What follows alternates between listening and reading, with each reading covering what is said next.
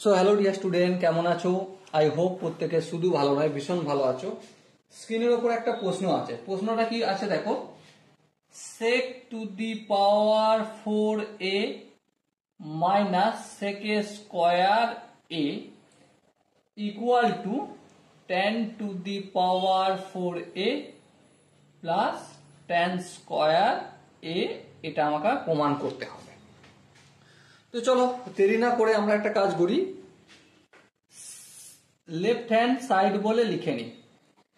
Left hand সাইডে কি রয়েছে, sec to the power 4a minus sec square a। এবার দেখো এখানে একটা ফর্মুলা আমি লিখছি, সেটা কি, sec square theta minus tan square theta equal to 1। So দেখো sec square theta equal to কি লিখতে পারি, 1 প্লাস tan স্কয়ার থিটা। হ্যাঁ লিখলাম।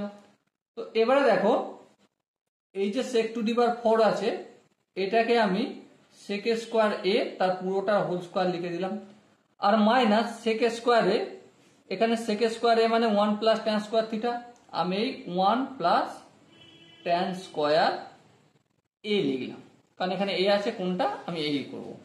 এবারে দেখো sec স্কয়ার a মানে কি জানি, 1 প্লাস tan স্কয়ার a, আর এই পুরোটা হোল স্কয়ার, মাইনাস মাইনাসটা যদি আমি ভিতরে মাল্টিপল করি, minus 1 minus tan square a হবে। আরেকটু যদি ফার্দার ক্যালকুলেশন করি, এখানে দেখো a প্লাস b তার হোল স্কয়ার হয়ে যায়, a স্কয়ার বলতে 1 square 1 plus 2ab 2 tan square a plus b square বলতে tan স্কয়ার a তার আবার স্কয়ার মানে tan to the power 4a। তারপর এখানটা যেমন আছে minus a minus tan square a, minus 1 plus 1 কেটে গেল। দেখো 2 tan স্কয়ার a আছে, এখানে মাইনাস tan স্কয়ার a আছে, সো কি হবে, tan স্কয়ার a হবে। আর এটা কি পড়ে আছে, plus tan to the power 4a। So এটাই আমাদের রাইট হ্যান্ড সাইডে রয়েছে, তাই না? সো এটাই প্রমাণিত হয়ে গেল।